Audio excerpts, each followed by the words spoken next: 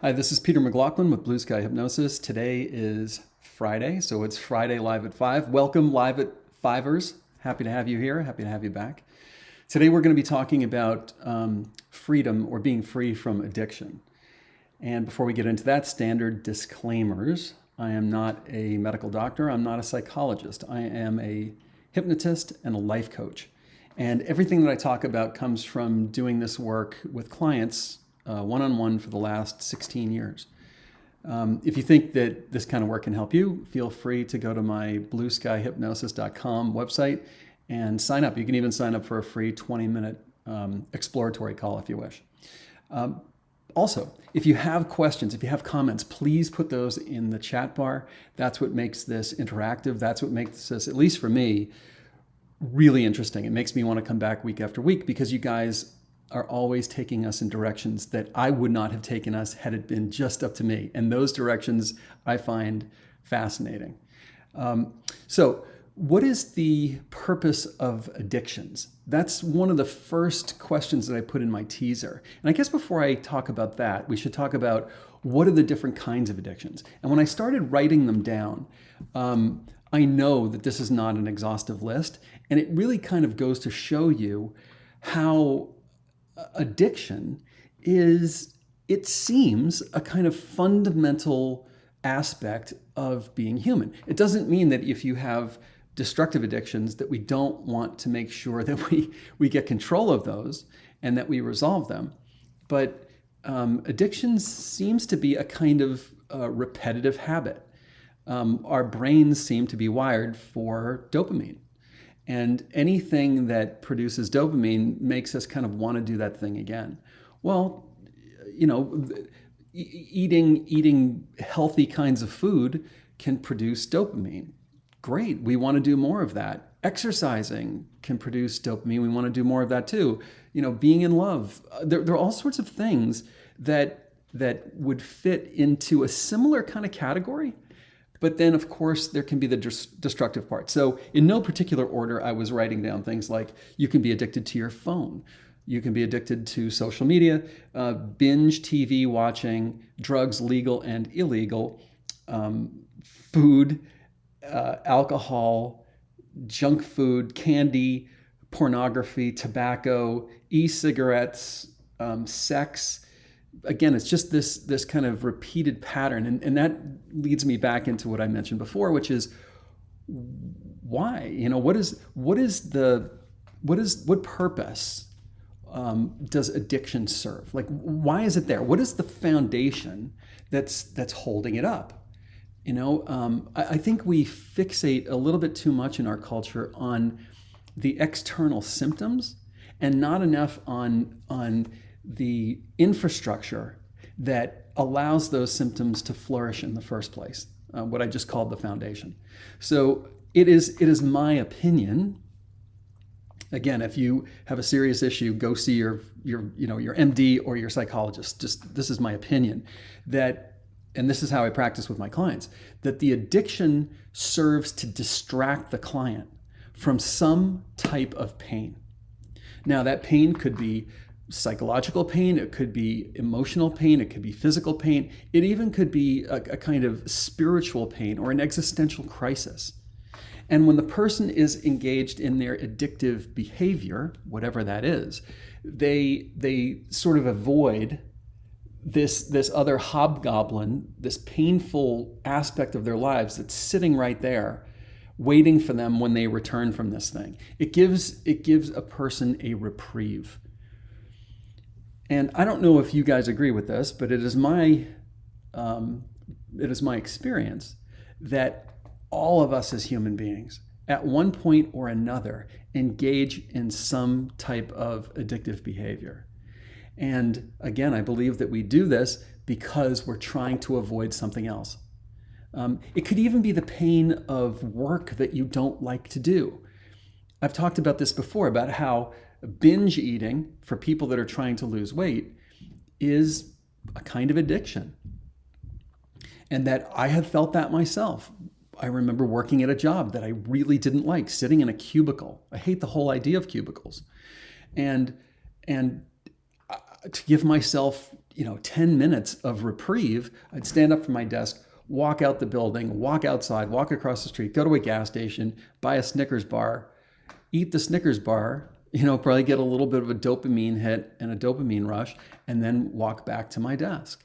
And, candy bars are not healthy for you. It's not something I had ever really done before, but I found myself driven to engage in this kind of behavior to give myself a respite, to give myself some kind of distraction or a little window of something that felt better than just sitting at this desk with this tiny little cubicle doing this work that I didn't want to do.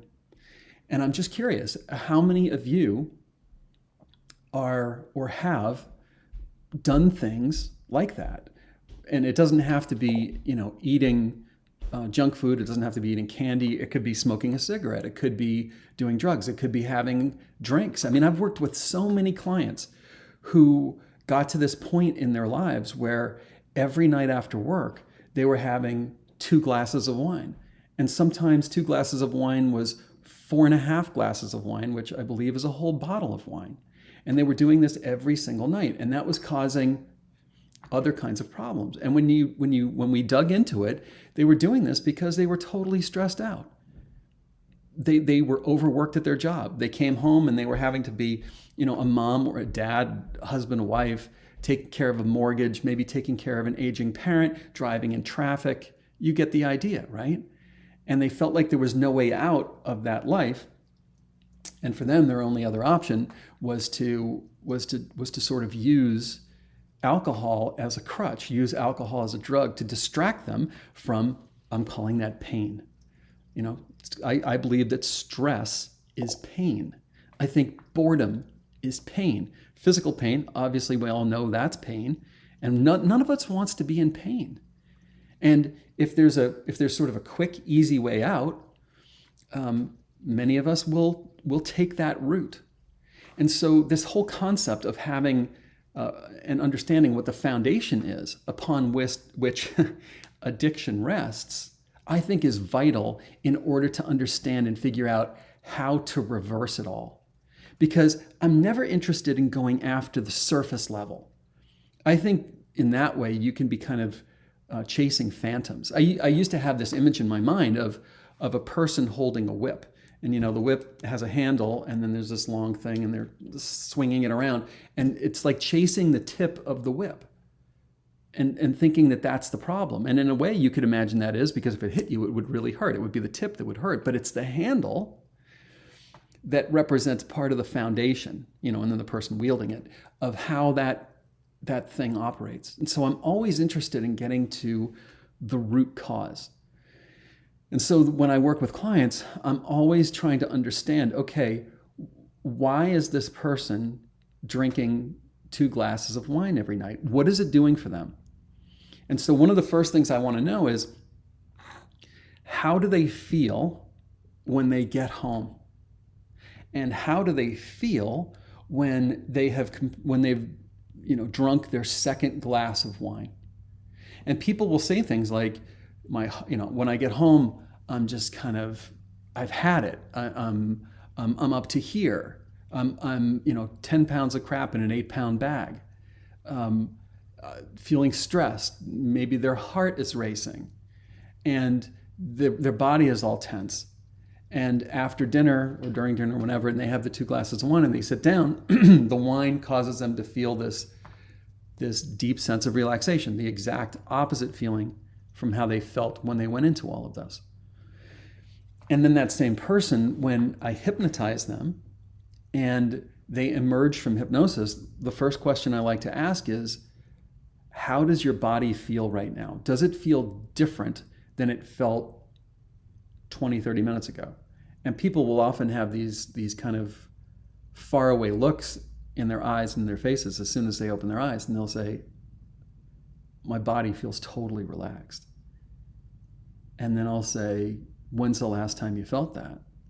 Kind of knowing the answer. Was it recently or a long time ago? And you can tell their eyes are moving around searching for the answer, and they say, I can't remember. I can't remember the last time I felt that relaxed, without wine, or sometimes even with wine. And then you imagine what are the consequences for us as human beings? Always being on the go, not having time to just be, with having these busy, busy, busy lives that are filled with obligations. What is the price that you are paying as an individual if that is for you, if that's what your life is like? What is the price for us as a society to live like that? I don't think if we really focused on this, that the ideal life is just all work and sleep and maybe drinking on the weekends. I think our lives are supposed to be much more than that, and they're supposed to be much more balanced. Now, I think I know what some of you may be thinking, which is, that's all well and good, but I have a mortgage to pay. I have obligations. How am I supposed to just go out and lie in a hammock, for half an hour every day? I don't have the time for that. And I understand, you can't go on vacation every single week or every single month. Some people might go 1 or 2 weeks a year. And I think the answer to this is a mental practice. So the mind controls the body. Now, the body can obviously influence the mind, but the mind, in my opinion, is the captain of your ship. And just like these clients that I begin working with, and on the first time I hypnotize them, they have this faraway look, and their faces look different. They look younger because they don't have so much tension in their face. And I say, when's the last time you felt this relaxed? And they go, I don't know, years, I don't know. Or, 20 years ago or 30 years ago or something like that. That in 20 minutes, we can accomplish that. And it's not necessary for a hypnotist to be there for you to find yourself in this totally relaxed state. I would say that one of the purposes of my YouTube channel, BlueSky Hypnosis, subscribe if you haven't, is to have enough content on there and to have it varied enough that people can accomplish a variety of goals, even, often on their own. And one of them is releasing anxiety, releasing stress. And if the addiction is a counterweight to too much stress, like a seesaw, and the wine or whatever the addiction is calms that stress down, well, if there's an inexpensive or free way that doesn't take a lot of time, that a person can find that equilibrium on their own, then they look over at the wine and they're like, I don't think I need it. And this is exactly what I have seen with my clients over the years in my practice, is that as we help that person balance things out, suddenly the wine doesn't serve an important purpose anymore. We have undone the foundation upon which that particular addiction rests. And I keep using wine as an example, but it goes beyond that too. Because one of the things that I wrote in the teaser for my email was, what is the most widespread addiction that we have? And I would say it's food. We all have to eat food to survive.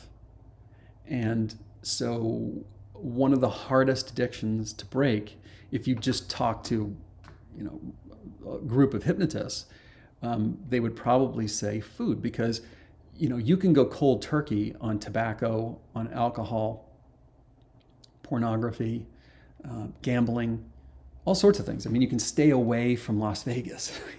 You can stay away from bookies and all this other stuff, but you can't stay away from food. Food by necessity is ubiquitous. And the dividing line between junk food and healthy food, the dividing line between a healthy portion and a much larger portion than you need, the dividing line between eating 2 times a day, 3 times a day, or snacking all the time, or eating in the middle of the night. These are much more fine gradations, if you will. But when you can pinpoint and disrupt the underlying cause, that's, in my opinion, one of the most powerful things you can do to break an addiction. There are other things that can be done too from a hypnosis standpoint. But the first most powerful one is breaking this epidemic of stress that we're all dealing with. And that's certainly something that can be done without a hypnotist sitting there present in the room. Let me see if there are any questions here so far. Hello to Nikki. Hello to 30-Day Jeff, who says that he is definitely addicted to Lucky Charms. That sugar, man, sugar, like if you read about sugar, like I think rats, prefer sugar to cocaine or heroin. Scientists have concluded that sugar is more addictive, I think, than heroin or cocaine, or maybe both. Fascinating. And in my own life, what I notice is that if I have sugar for maybe 2 nights in a row, say, make the mistake of having dessert on Wednesday and Thursday, or, when it's around Thanksgiving or when it's around Christmas, oh man, the gloves are off. Like on night 3 at the exact same time, I'm like looking around, where's that sugar hit? Feeling like an addict. And it almost feels like a kind of withdrawal. If I stop eating sugar, it takes me about 3 or 4 days. And then when I get to that point, it's like, I don't care. Can just walk right past it. All right. So thanks for that 30-Day, Jeff. I think we can all relate to you. Hello, AJ. Hello to you. Glad you're here. And AJ says, reminds me, I read some research study years back that each emotion or thought has certain vibration. Alcohol had a slightly better vibrational energy than pain and depression, and that led people to fall for it. That's interesting. And I guess I wouldn't disagree with that. And I would further say that, 30-Day Jeff and the Lucky Charms, it's probably better to eat the crap food and all the sugar of Lucky Charms than to feel depressed or to feel angry or to feel sad or to feel hopeless or to feel maybe even bored or rudderless, or lonely. I mean, there are all of those emotions that we feel as humans that constitute, as I said before, a kind of pain. And no human wants to be in pain. And how, as humans, can we criticize other humans who are engaging in activity? And if we just understood that foundation that's holding up their activity, we would see that's pain. That's what it is.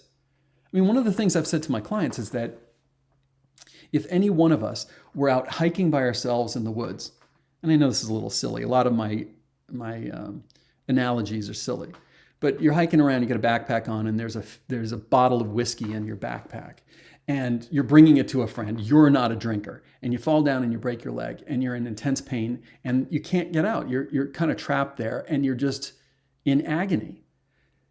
You're going to drink the whiskey sooner or later because it will help relieve the pain temporarily.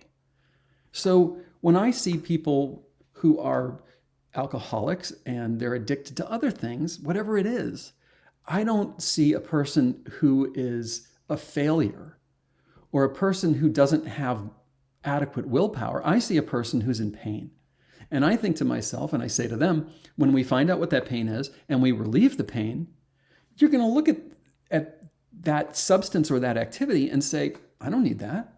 It'll be easy for you to walk away from it. My other analogy is that back to the broken leg, if you had a broken leg, you need crutches in a sense, right? And when your leg heals and your leg feels good again, no one has to tell you to stop using the crutches. Why would you want to use crutches if your legs are healthy? And I think it's the same thing for people stopping any one of their addictions. In economic terms, in our culture, we fixate too much on the supply side of the curve and not enough on the demand side of the curve. We've had a war on drugs since like Nixon in the early 1970s. How has that turned out? We think what if we reduce the supply of drugs coming into the country, then magically we're going to reduce the amount of people using those drugs? I mean, that is contrary to economic theory. As you reduce the supply and you don't change the demand, the price of the supply goes up. And people willing to do whatever to sell that supply goes up. So you have all these motivated salespeople saying, here, try this, try this, try this, try this, try this. Speaking of which, television, now we have the internet, and it follows us all around, or we carry it with us all around, is constantly selling. When I like to watch football games, constantly selling beer, constantly selling eating, like eating pizza, eating hamburgers, eating, fast food. I mean, when in history have people been under the kind of constant, unremitting, day-to-day stress, putting 10 pounds of stuff in an 8-pound bag, and at the same time, been bombarded with messages and images of, come on, try this. I mean, it's almost like the Homer's Odyssey, where Odysseus had his crew members lash him to the mast because they were going to be going past this island that was filled with these beautiful naked women called the Sirens. And they were so irresistible that if a man looked upon them, he would, jump over the side and go, swimming toward the island, and then they would kill him. Well, the siren call in our culture, it feels like it's off the charts in a historical sense. So, all right, let's see who else is here and what people are saying. Sarah W. says, hello, Sarah. I had a challenging home life as a teenager. I exercised constantly at that time to get a brain boost. Yeah, I mean, people can get addicted to exercise. And sometimes I work with clients who are, pretty fit people, and they injure themselves. Like usually because they're working out too much or they're running too much. And they injure their bodies, and they can't go to the gym twice a day anymore. They can't run 10 miles every single day because now their knees are all screwed up. And so the pain that they've been keeping at bay through this constant activity now metaphorically catches up to them, and now they're in trouble. So now they're in a position where we have to find out what it is that is creating that pain within them. And it's not just what's happening in your life right now. This is another point I want to make. It's not just, caring for kids, being a spouse, having trouble in your relationship, paying the bills, don't like your boss at work, not paid enough, too much responsibility at work, long commute, taking care of aging parents, all that stuff. And then dealing with the news of the world. I mean, but it's also things that happened in the past that remain unhealed. Things like grief. It could be abuse. It could be any number of things from the past that would fall under the heading of trauma. And the thing about the subconscious mind is that it has no conception of time. It's always trying to protect you, and it always thinks it's now. So if something happened when you were 7 years old and that thing never really got resolved, it's probably still living inside of you. And when you get triggered, it means that an old trauma was tripped over, or like having a wound, somebody pushed their finger into it, or a situation you were in had the effect of pushing their finger into that thing that hurts. That's what getting triggered is. And so one of the other things that I do with my clients to help them overcome addictions is to heal old trauma, because that might be the reason, or it could be several reasons, that they're engaging in some kind of repetitive, destructive behavior now. All right, cool. Thanks for that, Sarah. AJ says addiction somewhat help climb up on the vibrational energy ladder. Of course, it's a short-term remedy. Yeah, I mean, I think, even Alcoholics Anonymous kind of uses this concept. There are two things that your comment has got me thinking about. One of them is that nature abhors a vacuum. So if you have a person who's, let's say a person is an alcoholic, and you just take away the alcohol, you have created a vacuum. Nature abhors a vacuum, and the nature wants to fill the vacuum. So most often it fills it with either the same addiction or a different one. So people who stop smoking, for example, vacuum created, into that vacuum often flows food, and people now start becoming overweight. So I think AA kind of does two things. It's almost like they know they're creating a vacuum by pulling away the alcohol, and whether they know it or not, they're effectively filling that vacuum with God. That's how AA works. And you could say that God and prayer is vibrating at a very high frequency. So you're replacing the low frequency of alcohol with the high frequency, in your terms, AJ, with the higher frequency of religion. But I think what they're also doing, as I mentioned before, is that they're creating a vacuum by pulling away the alcohol, because they're not really dealing with the underlying problems. But then they're trying to fill it with God, with religion. So thank you for that comment. Appreciate it. Sarah W. says, who doesn't love Lucky Charms? Well, yeah, I mean, and this is the thing, right, about all addictions, is that they create a dopamine release. And each time you do it, you're training your brain, almost like, a rat in a cage that keeps pushing the little lever to get a little food pellet, to do more of that, to get more of that feeling. And then unfortunately, over time, your brain starts getting used to one unit of the behavior or of the drug to release a unit of dopamine. And so now you need 2 lines of cocaine to get the same feeling. You need harder core pornography to get the same amount of dopamine that you compared to what you needed before. And over time, obviously, these things can become destructive, because the food can, if it's bad food, it can be really bad for you, or you can get really, really heavy. The cigarettes and the alcohol can destroy your lungs, your liver. And this is, yeah, you guys get that idea. Heather Marney, hello Heather. She says, food, I think, has always been my addiction. I had a horrible childhood, but food was the most comfort I ever had. And as I got older, it became more and more prevalent as a comfort. Yeah, I mean, you said it perfectly there, Heather.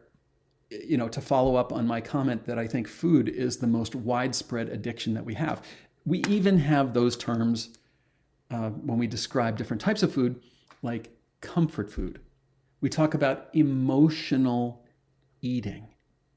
So if you can resolve the emotional pain that resides in the psyche, if you can provide comfort through a different mechanism, then the food will now take on its proper role in your consciousness.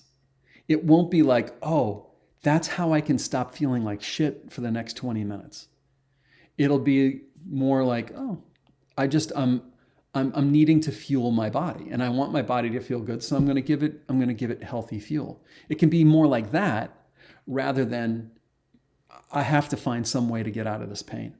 So for you, if we were working together, I would want to work on what you're describing as, you said, I think you said, yeah, horrible. You said you had a horrible childhood. So I would want to, in your psyche, in hypnosis, work on that, quote, horrible childhood and heal it in your subconscious mind, so that your subconscious mind takes it from a present day threat. Because remember, I said the subconscious mind has no conception of time. Its job is to protect you. That the subconscious mind can now stand down. You can feel more relaxed.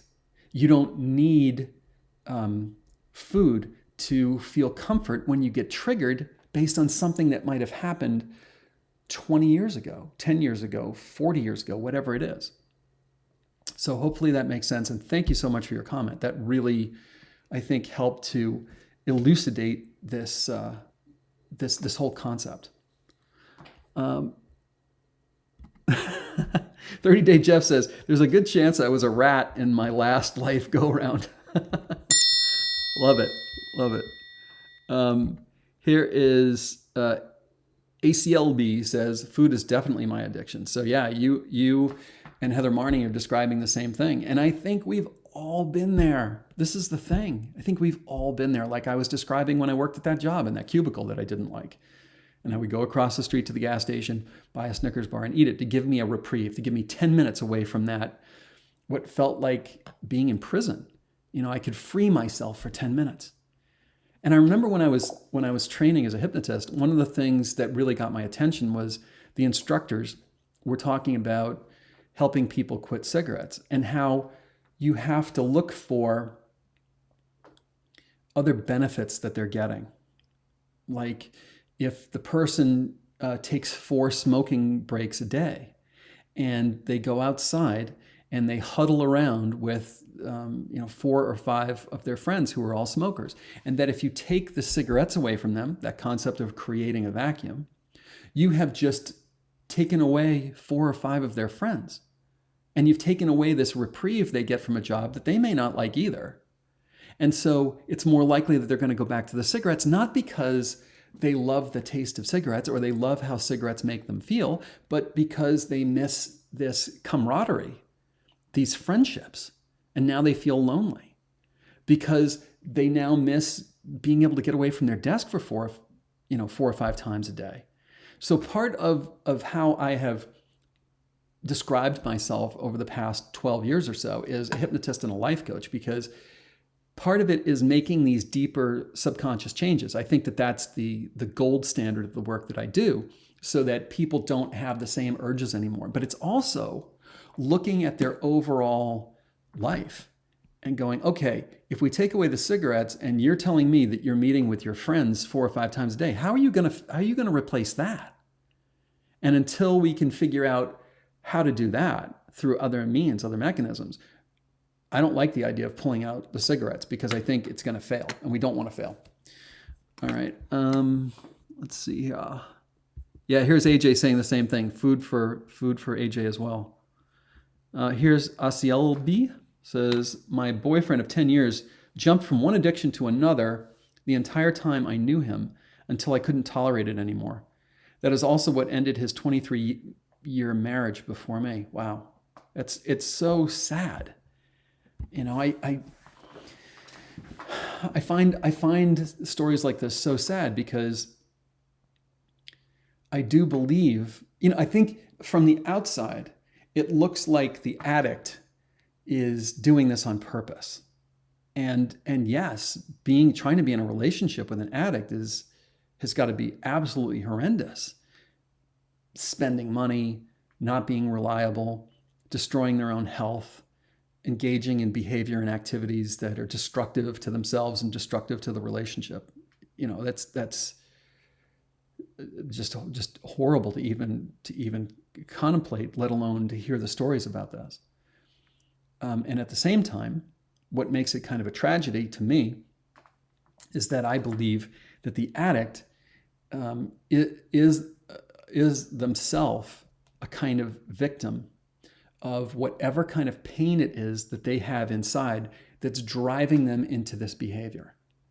And I just don't think our system is set up to really look at that part of it.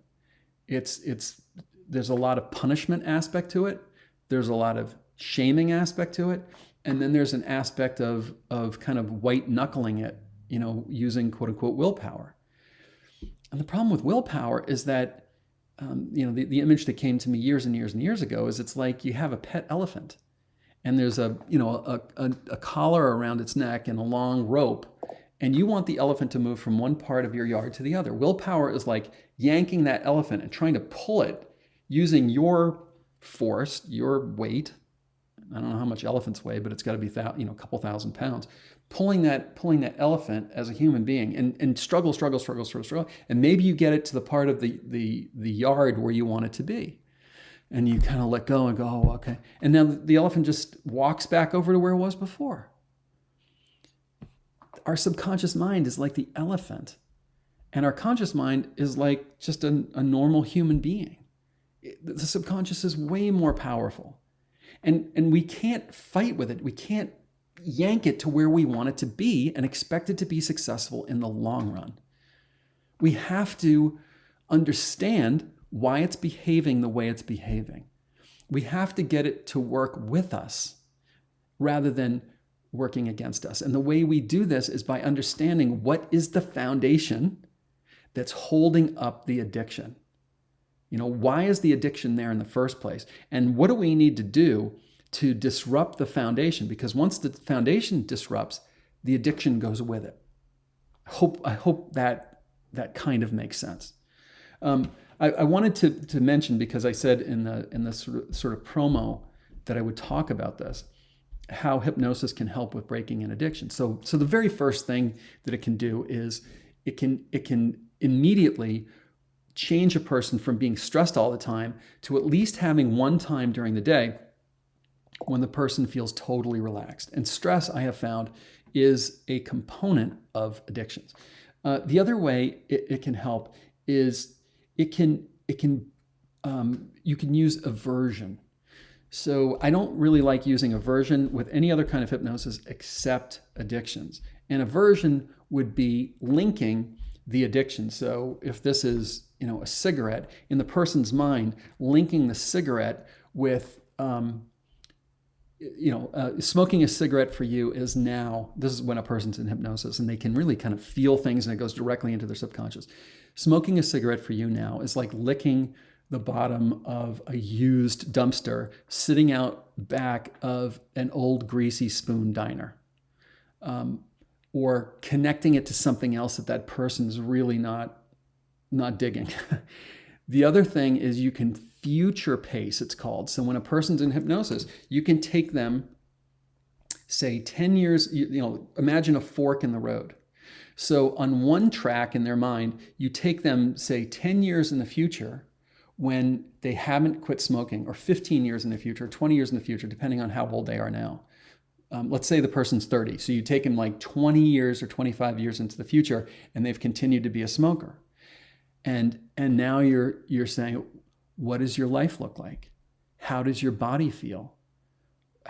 What is it like for you when you want to, because maybe the person's a tennis player, are you even able to play tennis anymore? How do people look at you? How do you interact with other people? How do you feel about yourself? How do you feel about your body? How do you feel about your life?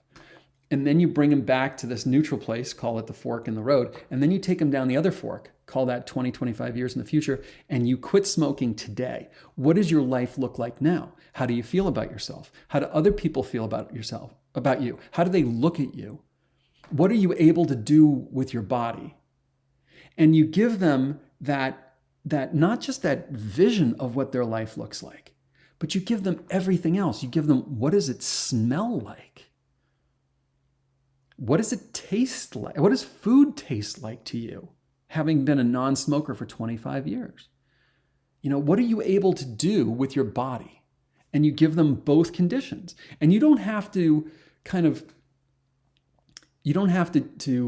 cheat or anything. People always, in their mind, go to this place where they're in a wheelchair, they're on oxygen, their face looks old. They run out of breath when they're walking up the stairs. People look at them with pity. They feel kind of bad about themselves. Food tastes like crap.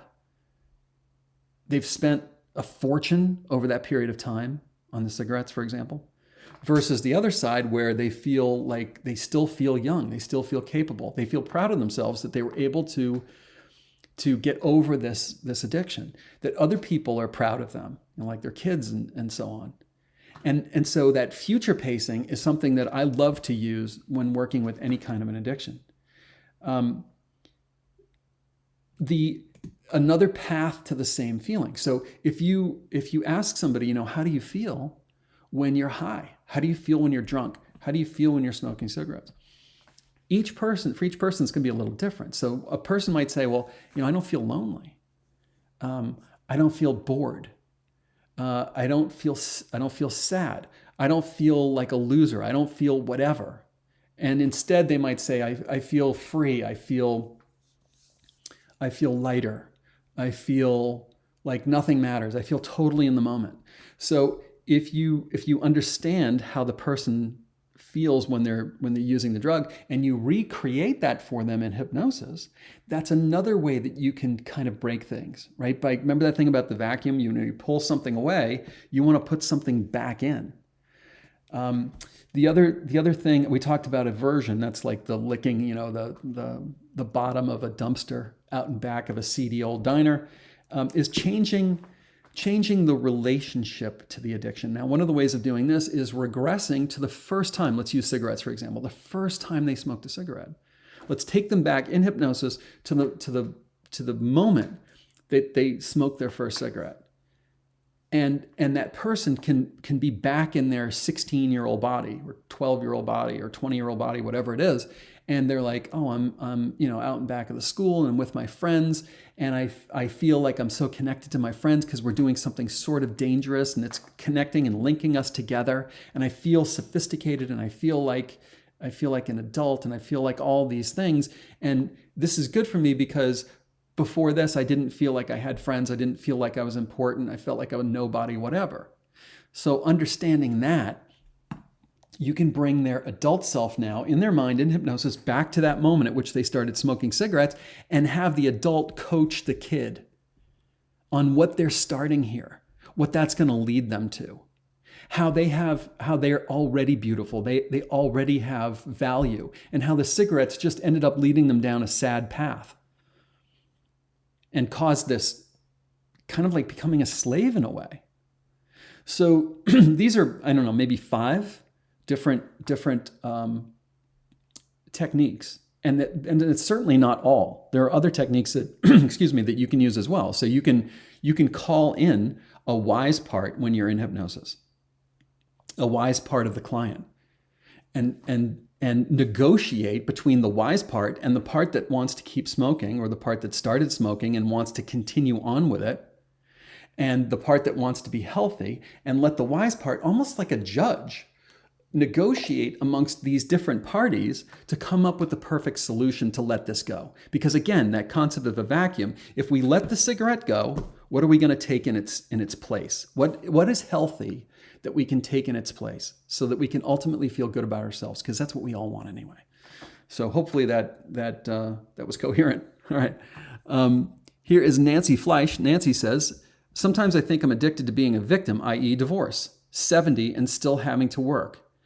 Her go-to is sugar, TV, games, etc. Yeah, so I mentioned before that when you work with, say, an addict, like a smoker, you want to understand all the details.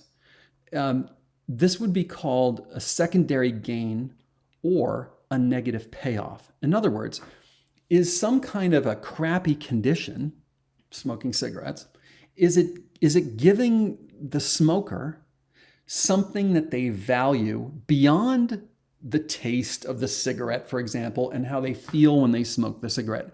And in that case, it might be giving them a group of friends. It might be giving them reprieve in the form of a smoking break from a job that they don't like. So in your case, I would ask you back, is there a benefit, a secondary gain or a negative payoff? Is there a benefit to being the victim? In other words, do you get sympathy from other people that say, oh man, you're this age and you still have to go to work. That really sucks. That must be so hard. I feel so sorry for you.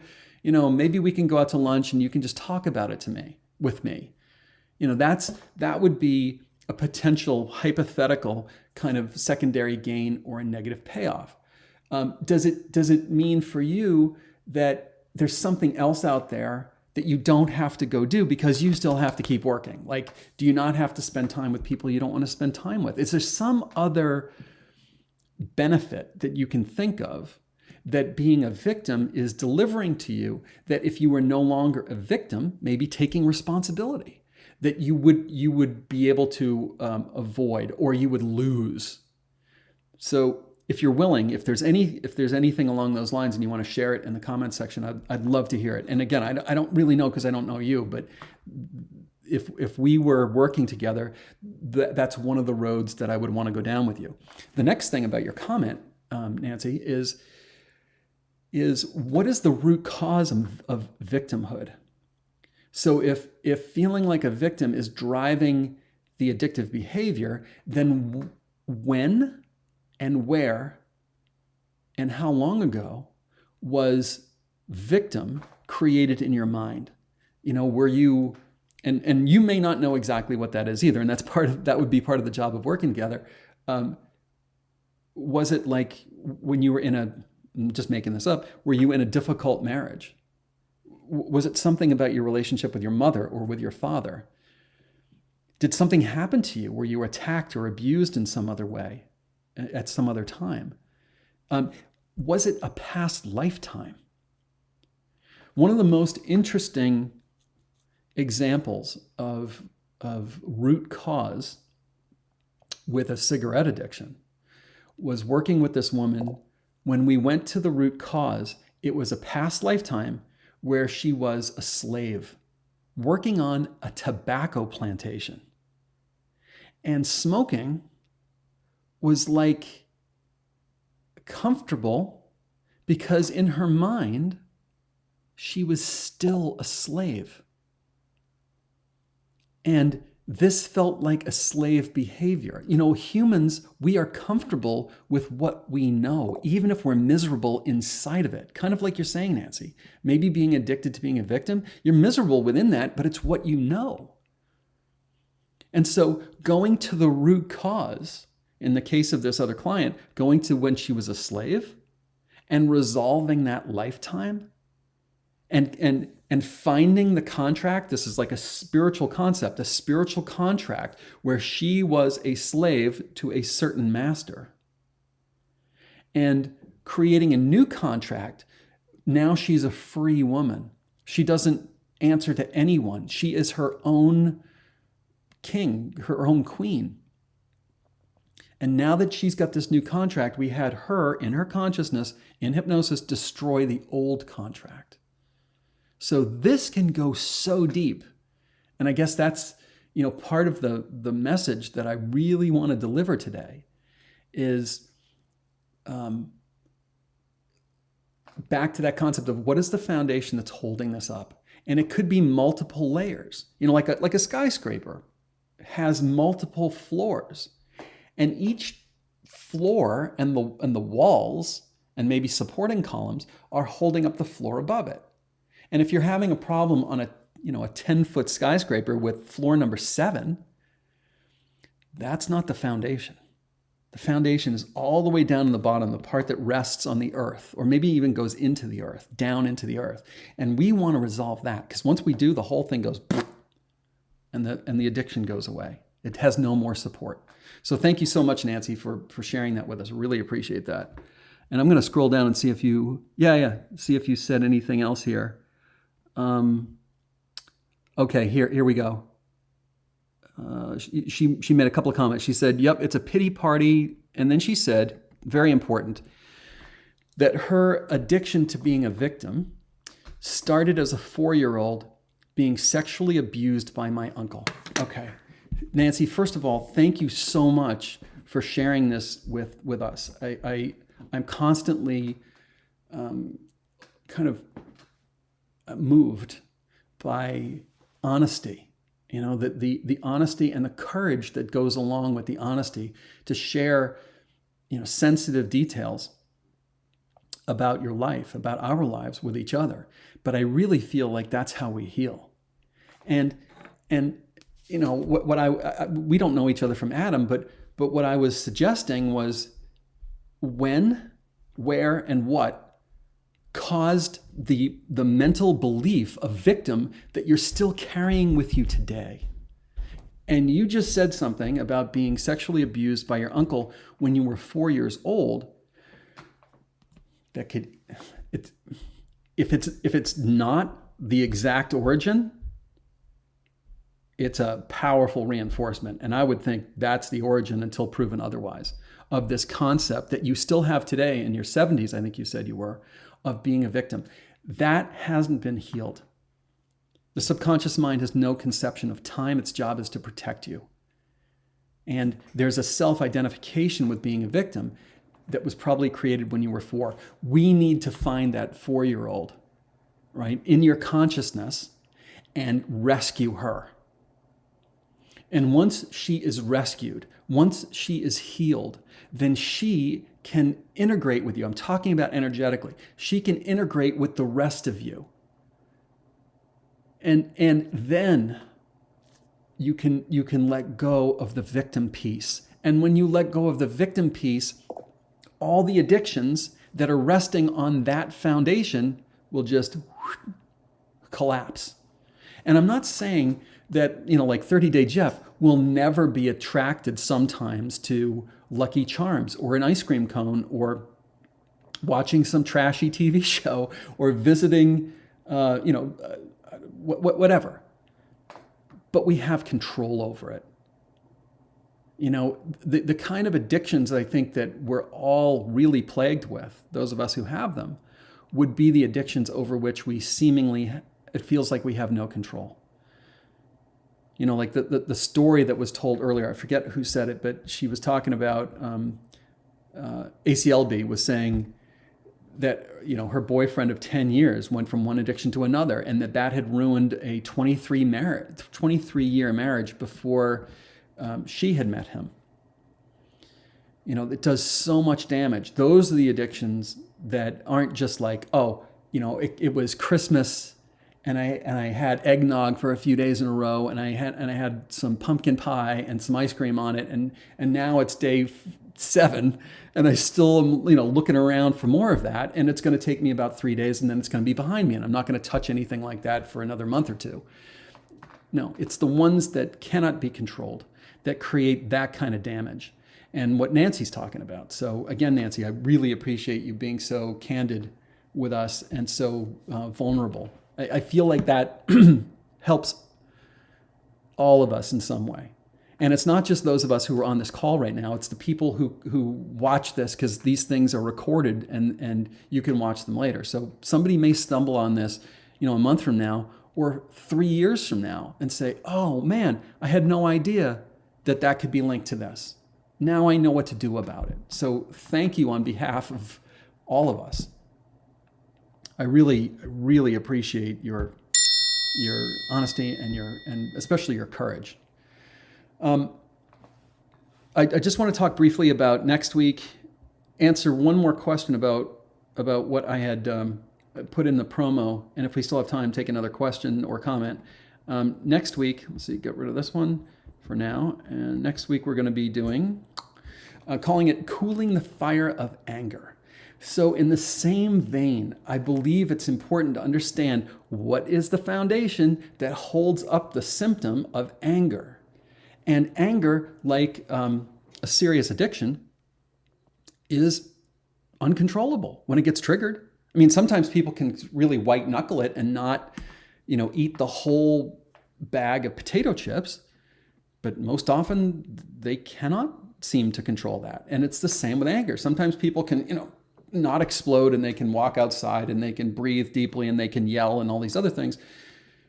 But often they just say and do things that destroy their relationships. So I want to talk about how we overcome, how we heal the destructive emotion of anger. And I'm not saying we eliminate, you're just like zened out all the time, because there's sometimes when anger is important, it can protect you. But how you can get to a point where it's not ruling your life anymore. Or if you're in a relationship with somebody who's angry all the time, it can help you understand it better.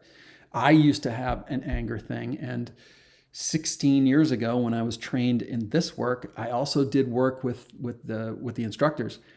And when I came back from doing that work, it's like it had totally transformed, and it has never come back since then. Doesn't mean I haven't gotten angry since then. It just hasn't been, like, it used to be kind of uncontrollable. All right.